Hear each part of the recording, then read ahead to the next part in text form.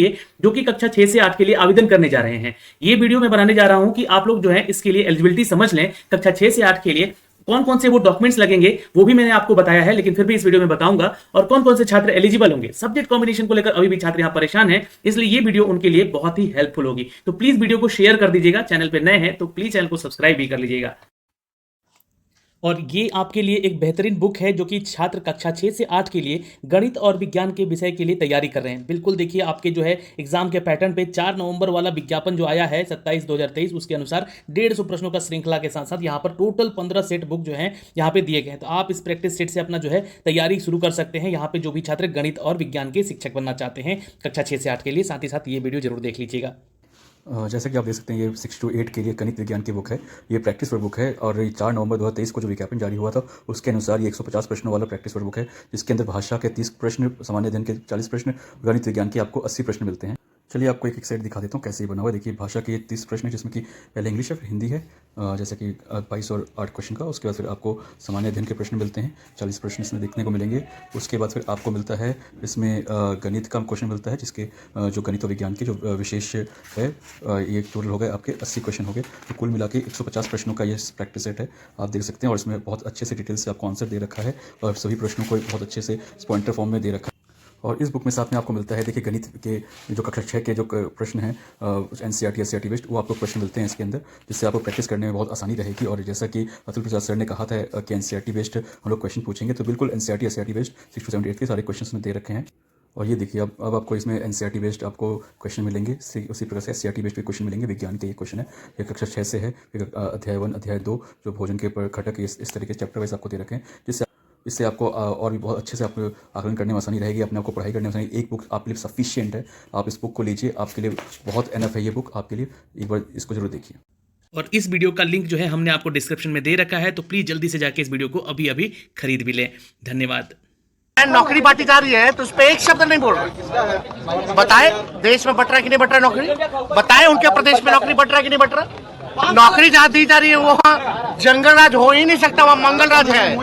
Eligibility को समझते हैं। और देखिए यहाँ पर कलम की बात हो रही है, तो यहाँ पर मैं आपको कलम से ही लिख कर बताऊंगा, क्योंकि यहाँ पर है तो भाई जंगल राज तो नहीं दिख रहा, पर हाँ ये मंगल राज कह सकते हैं, क्योंकि शिक्षकों का आदर हो रहा है, शिक्षकों को नौकरी बांटी जा रही है। चलिए खैर, यहाँ पर जो भी लोग हैं बोलते हैं, अपना पॉलिटिकल मुद्दा है उनका, लेकिन यहाँ पर जो वैकेंसी आई हुई है कक्षा 6 से 8 के लिए, ये एक बहुत अच्छी वैकेंसी है। 32,000 की वैकेंसी है, महिला और पुरुष छात्रों के लिए बिल्कुल बराबर का यहाँ पर सीट रिजर्व करके दिया गया। यही नहीं, आप लोग के लिए जो बीसी ईबीसी जो डिपार्टमेंट है वहां से भी कुछ वैकेंसी जोड़े गए हैं। और ये बता दें कि ऐसा ही वैकेंसी लगभग 3500 का और आने वाला है आप लोग का, जो कि मैं इस वीडियो के माध्यम से अनाउंस कर रहा हूं। और यहां पे बता दें कि वो एससी एसटी जो डिपार्टमेंट है, वेलफेयर डिपार्टमेंट है, उसके माध्यम से वो आने वाला है। तो अभी वैकेंसीज का सिलसिला रुकेगा नहीं, आता रहेगा और इसमें जुड़ता रहेगा। फिलहाल हम चलते हैं इस वैकेंसी के ऊपर चर्चा करते हैं, जहां पर पहले योग्यताओं की बात होगी। तो देखिए मध्य विद्यालय में स्नातक कोटि के विद्यालय अध्यापक और माध्यमिक और उच्च माध्यमिक विद्यालयों के लिए, इन सभी तीनों स्कूल के लिए रोस्टर तैयार है। यहाँ पे औपबंधिक रूप से ये वैकेंसी जो है घटाई बढ़ाई सकती है, और अभ्यर्थियों की संख्या अनुरूप जो है परीक्षा का संचालन के अधिक चरणों में परीक्षा होने की संभावना भी बताई जा रही है, यानी कि एक से ज्यादा चरणों में ये परीक्षा भी आपकी हो सकती है। आगे बढ़ते हैं। यहाँ पर जो आपका एलिजिबिलिटी है, आपका भारत का नागरिक होना चाहिए, एक तो आप हैं ही यहाँ पर, और एनसीटीई के गाइडलाइन के थ्रू जो भी आपका समय समय पर इसके शैक्षणिक और प्रशैक्षणिक योग्यताओं का बदलाव होगा वो होता रहेगा, वो आपको धारित होगा, यानी कि आपको फॉलो करना होगा। विशेष विद्यालय अध्यापक के लिए यहां पर देखिए, ये विशेष विद्यालय अध्यापक क्या है, तो ये है दोस्तों, आपको बता दें कि ये स्पेशल टीचर इनके लिए एलिजिबिलिटी जो है ना, आपको बता दें कि अलग होती है। इनकी जो सर्टिफिकेशन है वो आरसीआई के द्वारा इनको मान्यता दी जाती है। जैसे कि आपका ग्रेजुएशन होता है, उसको मान्यता कौन देता है? यूजीसी देता है। अगर आप बी बीटेक हैं तो उसको मान्यता कौन देता है? एआईसीटीई देता है। उसी तरह यहाँ पर विशेष विद्यालय अध्यापकों के लिए मान्यता आरसीआई देती है उनको। तो उनके अनुरूप, जो कि भारतीय पुनर्व्यास परिषद कहते हैं आरसीआई को, इसके अनुरूप अनुमान्य होगा उनका जो सिलेक्शन होगा। तो अब वो लोग भी इधर आवेदन कर सकते हैं, ठीक है। यहाँ पर जो आपका क्वालिफिकेशन में डिटेल मांगा जा रहा है, यानी कि सर्टिफिकेशन की बात कीजिए, तो सीटेट पेपर 2 या बीटेट पेपर 2, ये आपका पेपर जो है ना 2017 में लास्ट हुआ था बिहार में। ये चूंकि बिहार का टीईटी परीक्षा है और ये सेंट्रल का टीईटी परीक्षा है, तो यहाँ पे अगर आप लोगों ने सीटेट पेपर 2 जो है अगर क्लियर कर रखा है तो इधर आवेदन कर सकते हैं। वैसे अपियरिंग वाले छात्रों के लिए मैं अपने राज्य सरकार से मांग करूंगा कि सर उनको भी मौका दिया जाए, ताकि जो है वो सीटेट जनवरी का एग्जाम देकर, यहाँ पर जो है 2024 का एग्जाम देकर वो भी शामिल हो सके। लेकिन आयोग की तो मनसा लग नहीं रही है, क्योंकि आयोग को आदेश मिला है कि 2 महीने में ये वैकेंसी खत्म करनी है, यहाँ पर उनको ज्वाइनिंग देनी है। तो इस चीज को लेकर यहाँ पे उनकी मनसा लग नहीं रही है, लेकिन फिर भी ये मांग रहेगी, इनको मौका मिलना चाहिए, क्योंकि हर बार तो मौका मिल ही रहा है, हर किसी को यहाँ भी मिलना चाहिए, ये मांग रहेगी। ठीक है। अगला जो नोटिफिकेशन अपडेट है यहाँ पर कि माध्यमिक विद्यालयों के लिए विशेष अध्यापक जो है ना, जो विशेष विद्यालय अध्यापक बनते हैं उनको एसटीईटी पेपर 1 क्लियर होना चाहिए। अच्छा, उच्च माध्यमिक विद्यालय के अध्यापकों के लिए एसटीईटी पेपर 2 क्लियर होना चाहिए। तो ये हमारी एलिजिबिलिटी नहीं है, अभी हम लोग 6 to 8 की बात कर रहे हैं, तो सीटेट पेपर 2 आपका तो क्लियर होना चाहिए यहाँ से। ओके, ये क्लियर है, यहाँ पे आगे बढ़ते हैं। अच्छा, ये जो है देखिए आपका यहाँ पर सब कुछ गाइडलाइन भी दिया हुआ है शिक्षा विभाग के द्वारा, जो आपको अपडेट किया गया था बीईटी 2017 के लिए जो प्रावधान लागू था उसके अनुसार न्यूनतम अर्हता 60%। ये आपका जो है देखिए 150 नंबर का आपका जो है एग्जाम हुआ था, तो 60% आपका होना चाहिए, यानी कि 90 नंबर जो है आना चाहिए। इसकी अर्हता है बीटेट का और सीटेट का पेपर 2 में, जिसका सीटेट पेपर 2 में 90 मार्क्स है, उसका मतलब कि वो एलिजिबल छात्र है इस फॉर्म को भरने को लेकर। वहीं पे ओबीसी ईबीसी में आते हैं तो 55%, यानी कि 150 का 55% कितना हो गया भैया, 82.5 मार्क्स उनके होने चाहिए। ठीक है, जो बाकी अदर कैटेगरीज में है उनको 50%, यानी कि 150 का 50% कितना हो गया, तो 75 मार्क्स हो गया, यानी कि 75 नंबर है एससी एसटी या जो उन कैटेगरी के पुरुष और महिला है उनके लिए, तो ये 50% यहाँ पर मार्क्स होना चाहिए। किसमें, तो सीटेट या आपका बीटेट में। ठीक, तो ये पात्रता परीक्षा की क्वालिफिकेशन का डिटेल हो गया। आगे बढ़ते हैं, यहाँ पे आगे चलते हैं, ये जो नोटिफिकेशन है उसके अनुसार बात करते हैं हम लोग।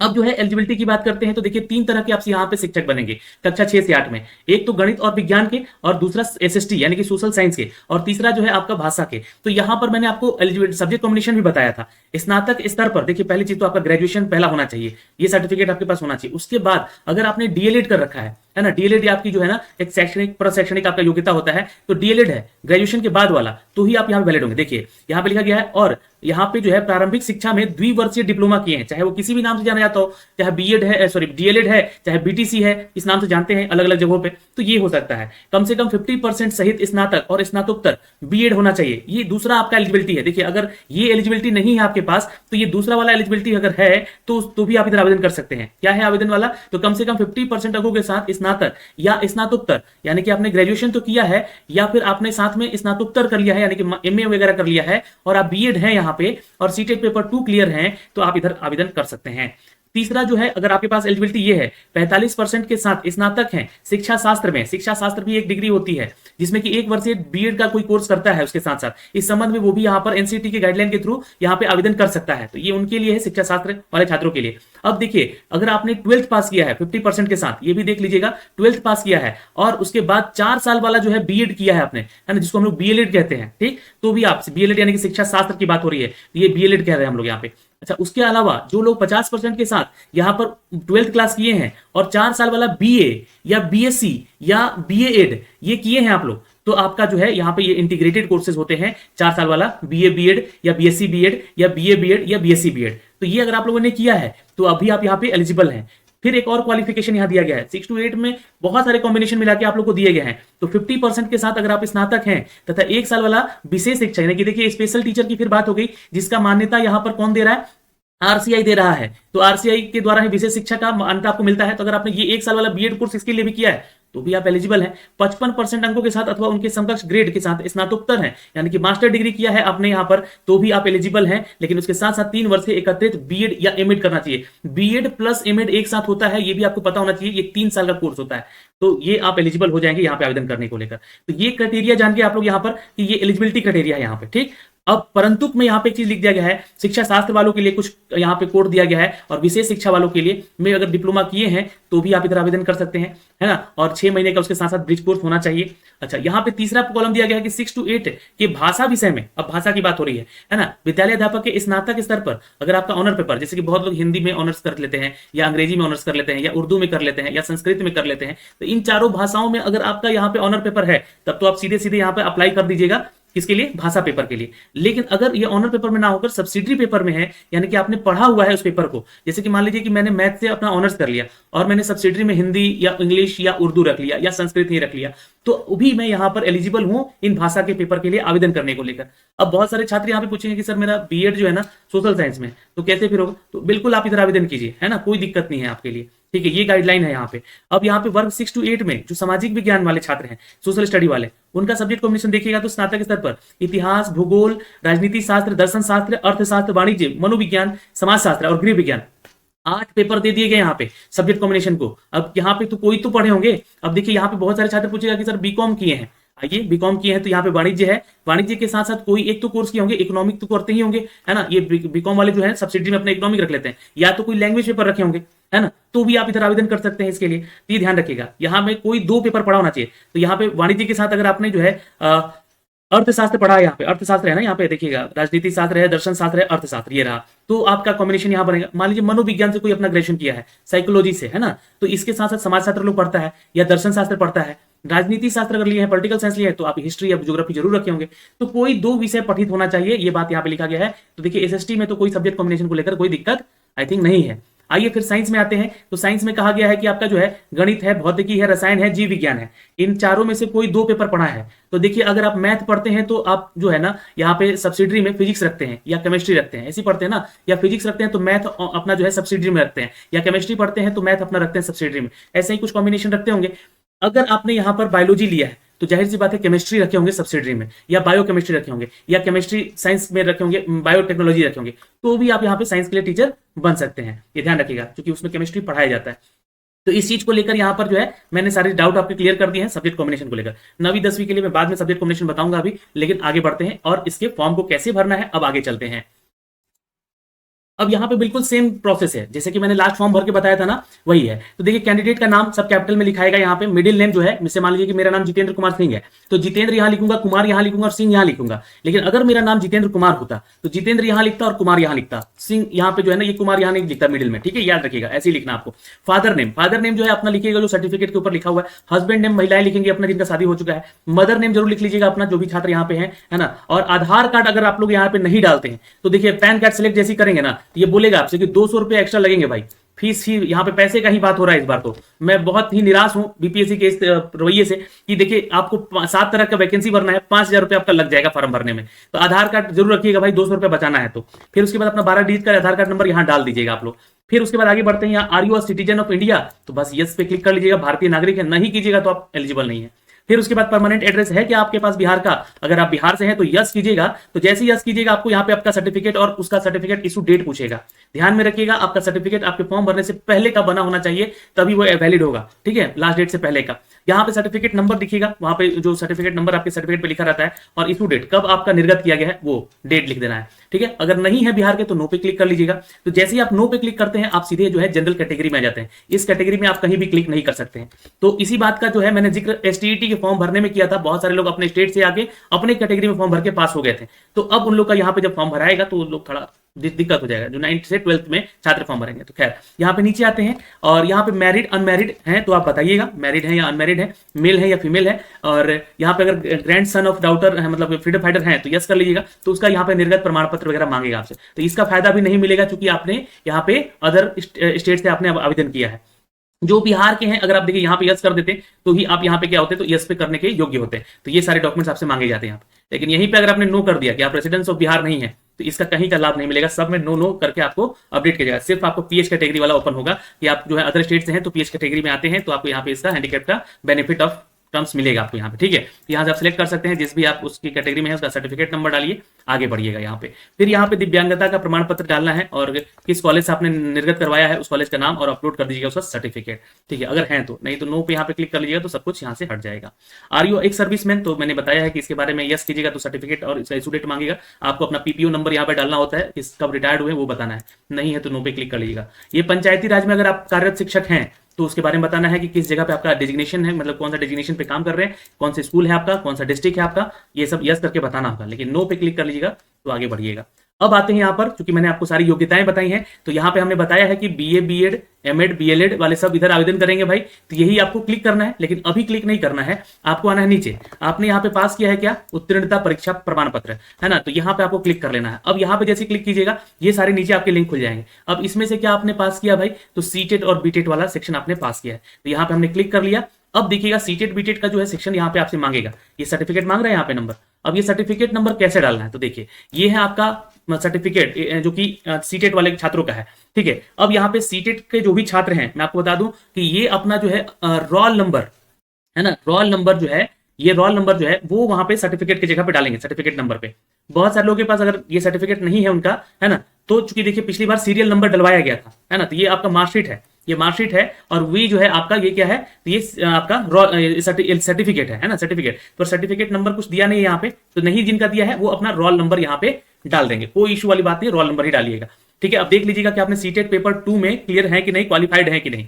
तो ये 150 में 103 नंबर लाए, यानी कि क्वालिफाइड है, और ये जनरल कैटेगरी से आते हैं तो ये क्वालिफाइड है। तो ये छात्र का यहाँ पर सर्टिफिकेट है, तो ये सर्टिफिकेट ही आपको वहां पे अपलोड भी करना है। कहाँ पे, आपके यहाँ पे देखिएगा, इस जगह पे आपको अपलोड कर देना है। तो सर्टिफिकेट नंबर, इशू डेट यहाँ पे डाल दीजिएगा। इशू डेट क्या डालिएगा, तो ये देखिए इशू डेट आपको डालना है ये वाला। रिजल्ट डिक्लेयर कब हुआ था, 3 मार्च 2023 को, तो ये आपका इशू डेट हो गया। ठीक है, तो ये आप इशू डेट डाल सकते हैं यहाँ पे, और तो कोई डेट दिया नहीं है ना, ये तो पेपर 1 का है, यहाँ पे पेपर 2 का 3 फरवरी है, 3 फरवरी को एग्जाम हुआ था, 3 मार्च को इनका रिजल्ट दे दिया गया था। ठीक है, और ये इशू डेट है। यहाँ पे एक चीज देखिएगा, ये सिग्नेचर किया गया 12 अप्रैल 2023 को, तो ये सिग्नेचर है आपके अधिकारी सीटेट का।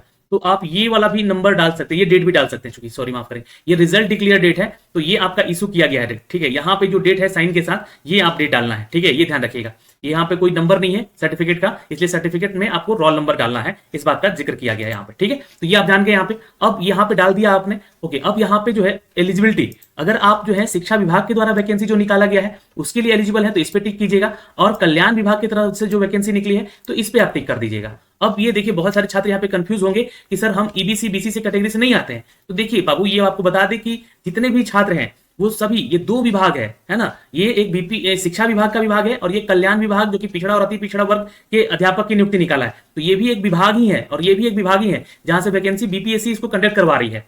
ठीक है, तो आप सब अप्लाई कर सकते हैं, किसी भी कैटेगरी में आते हैं, तो इस चीज का ध्यान रखिएगा। अगर आप एलिजिबल हैं, एलिजिबिलिटी देख लीजिएगा भाई, है ना, जो विशेष यहाँ पे पिछड़ा और अति पिछड़ा वाला जो वैकेंसी है 916 पद है टोटल मिला के, उसमें देख लीजिएगा कि कौन कौन से छात्र यहाँ पे एलिजिबल हैं या नहीं। तो अगर आप एलिजिबल हैं तो इस पे टिक कर देना है दोनों पे। ठीक, बहुत सारे छात्र बोले कि सर इस पे ब्लू हो जा रहा है, इस पे डार्क हो जा रहा है, तो देखिए इस पे भी कीजिएगा तो ये ब्लू हो जा रहा है ना, तो ये ब्लू से मतलब नहीं है, बाहर क्लिक कर दीजिएगा तो ये डार्क हो जाएगा।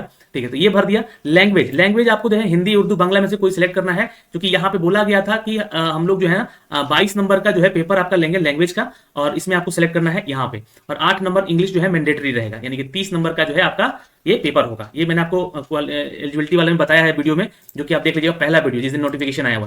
तो सपोज मान लो मैंने यहाँ पे उर्दू सेलेक्ट कर लिया, तो उर्दू में मेरा पेपर आएगा, और इंग्लिश में आएगा 30 नंबर, उसमें हमको पास करना है। हिंदी कर लिया तो हिंदी में आएगा। यही चीजें यहाँ पे, डेट ऑफ बर्थ डालिएगा यहाँ पे, और ये अपना एड्रेस डालिएगा, और यहाँ पे ईमेल एड्रेस डालिएगा, और अपना मोबाइल नंबर डाल के रीवेरीफाई करके रजिस्टर कर लीजिएगा। अब मैं आपको बता दूं कि रजिस्ट्रेशन करने से पहले एक बार पूरा रीचेक कर लीजिएगा भाई, क्योंकि अगर आपने रजिस्ट्रेशन कर दिया तो एडिट का ऑप्शन नहीं दिया जा रहा है, जो कि सरकार से हम लोग लगातार मांग रहे हैं कि एडिटिंग का मौका दिया जाए, जब तक वो पेमेंट नहीं कर रहे हैं। अब ये देखिए नोटिफिकेशन में साफ साफ चीजें लिखी गई हैं कि यहाँ पे आप अगर रजिस्ट्रेशन से और लेकर, है ना, ऑनलाइन रजिस्ट्रेशन के लेकर, यहाँ पे सॉरी यहाँ पे देखिएगा, ऑनलाइन पेमेंट करने से लेकर, है ना, ये भाई ये देखिए यहाँ पे लिखा गया है हाँ, कि पेमेंट आपके होने से पहले, पूर्व, है ना, पूर्व आपको क्या करना है, एडिटिंग कर लेना है, नहीं तो आपका रजिस्ट्रेशन मतलब कंप्लीट होने के बाद, पेमेंट करने के बाद हम यहाँ पे जो है एडिट करने का मौका नहीं देंगे। ये चीजें यहाँ पे लिखी गई है, मैं दिखलाता हूँ, ये देखिएगा, ये पेमेंट वाला ही तो लिखा हुआ है ना, रजिस्ट्रेशन के बाद शुल्क का ऑनलाइन पेमेंट करने पर अभ्यर्थी सुनिश्चित कर ले, रजिस्ट्रेशन में प्रविष्टि की गई सारी सूचनाएं सही है ना, पेमेंट के बाद बोला है ना आपने, तो एडिट करने का मौका दीजिए अभी पेमेंट से पहले, खोल दीजिए वेबसाइट को, वहां पे इसमें एडिट करने का, वो खुद एडिट करेंगे, खुद सही करेंगे, खुद गलत करेंगे। पेमेंट करने के बाद इसमें सुधार करने वाला मौका भले ही मत दीजिए आप, लेकिन आप एडिट करने वाला जो है मौका अभी दे दीजिए कि रजिस्ट्रेशन कर लिया, सबमिट कर दिया, तो उसके बाद रजिस्ट्रेशन हो ही नहीं रहा, सीधे पेमेंट वाला सेक्शन पे चला जा रहा है, तो पेमेंट करके फिर कैंसिल करेगा लोग, तब तो पैसा जाएगा इन लोग का। तो ये एक गलत प्रोसेस हो गया है यहाँ पर। इसमें आयोग को सोचना चाहिए कि यहाँ पे एडिट करने का मौका रजिस्ट्रेशन के समय ही दे देना चाहिए। तो मैं आपसे बोलूंगा कि जब आप फॉर्म भर रहे हैं, तो जब ये फॉर्म भर रहे हैं तो ये सबमिट मत कीजिएगा, ठीक है ना, सबमिट मत कीजिएगा यहाँ पे इसको, और इसको एक बार रीचेक कर लीजिएगा क्या क्या आपने यहाँ पे फॉर्म में भरा है। और जब भरेंगे तो ये वाला जो है अब क्लिक कर लीजिएगा, फाइनली इसको क्लिक कर लीजिएगा कि इसके लिए आप एलिजिबल हैं 6 to 8 में। तो इस तरीके से है जो कि आप जो है इसका फॉर्म भर सकते हैं। ये आपके प्रमाण पत्रों का पेज है जो कि हम आप तक साझा कर देंगे अपने टेलीग्राम पे, है ना, क्या क्या प्रमाण पत्र चाहिए, कौन कौन सा सर्टिफिकेट वगैरह चाहिए आपको, तो ये आप लोग भी देख लीजिएगा, ठीक है। तो अब